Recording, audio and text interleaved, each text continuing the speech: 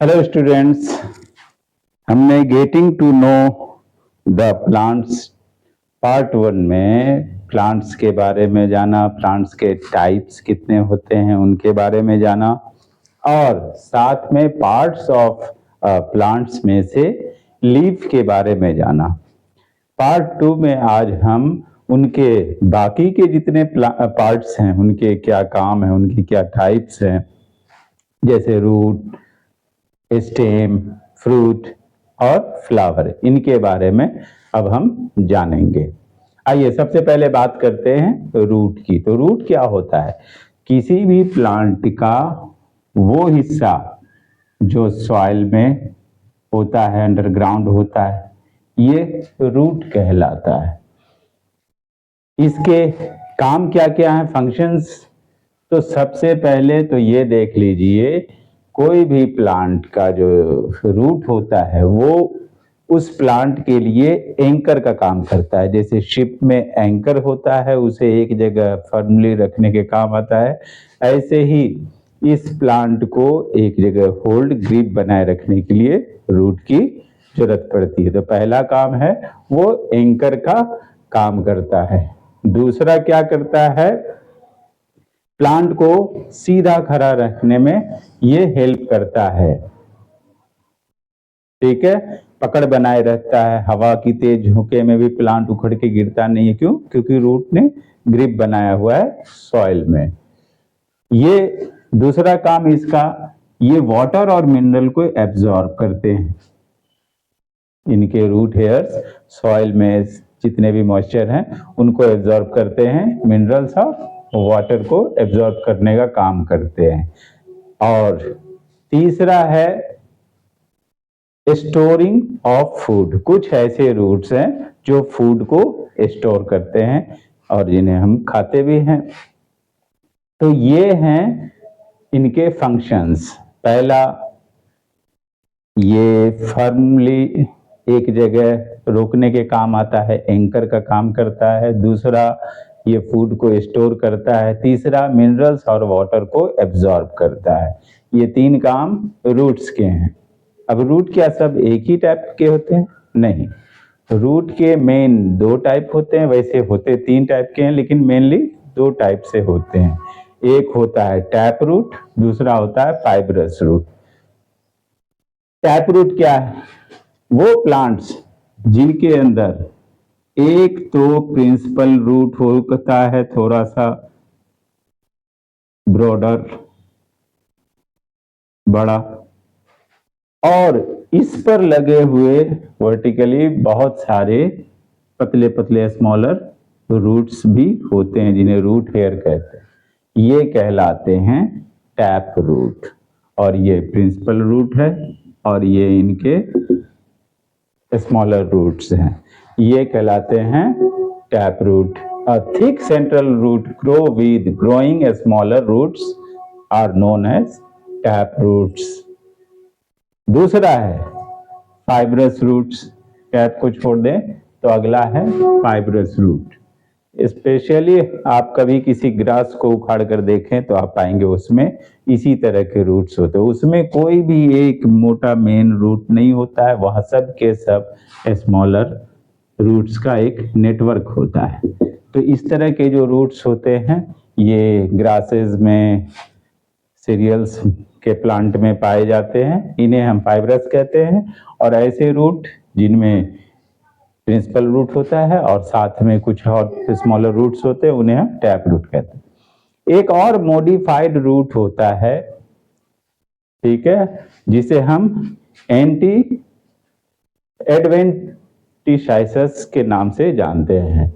एडवेंटिशस के नाम से हम इन्हें जानते हैं। ये मॉडिफाइड रूट होता है जो पार्ट ब्रांचेस वगैरह में, ट्विंग्स वगैरह पे उगाते हैं। लेकिन हम मेनली दो तरह के रूट्स को देखेंगे, टैप रूट और फाइब्रस रूट। अब रूट के बाद बारी आती है स्टेम की।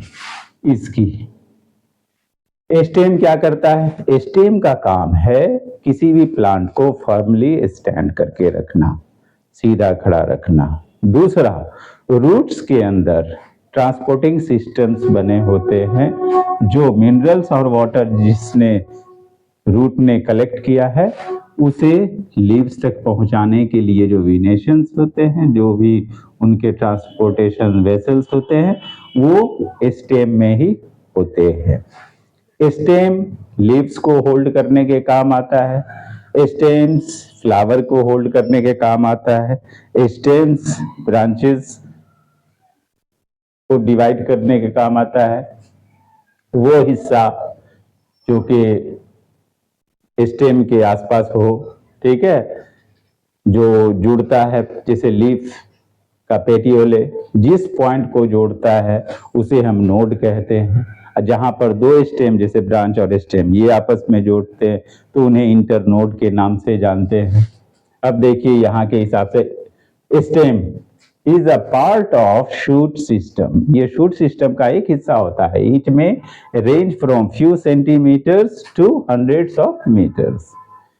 छोटे से प्लांट में ये कुछ सेंटीमीटर लंबे हो सकते हैं और बड़े बड़े ट्रीज में ये हंड्रेड्स ऑफ सेंटीमीटर मीटर बड़े होते हैं।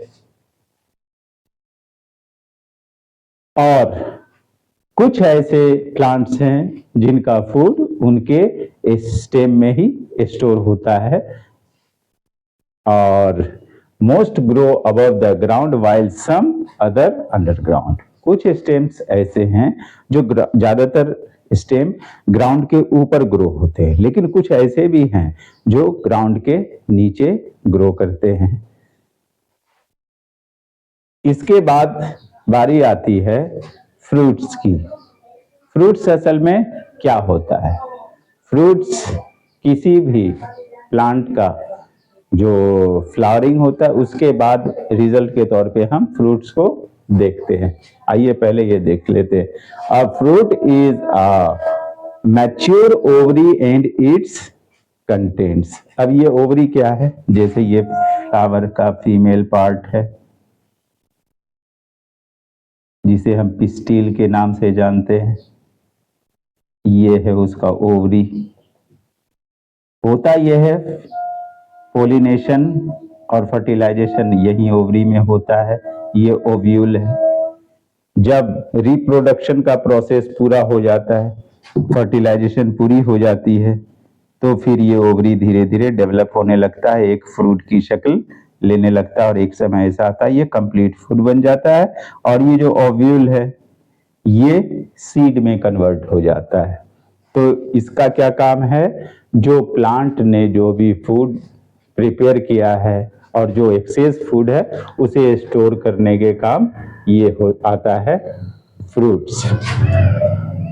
अब ये होते कितने टाइप के हैं? तो फ्रूट्स भी अलग अलग टाइप के होते हैं। Dry fruits with a thin closed wall around a single seed. एक सिंगल सीड के चारों किनारे से वॉल से क्लोज्ड होता है और ये फ्रूट ड्राई होते हैं। Berry, a fleshy fruit containing many seeds and covered with a hard or soft outer covering। इसमें कई सारे सीड्स पाए जाते हैं और ये इसके कवरिंग सॉफ्ट भी हो सकते हैं और हार्ड भी हो सकते हैं। अब है caryopsis, dry single fruit with ovary walls joining two the outer wall of the seed.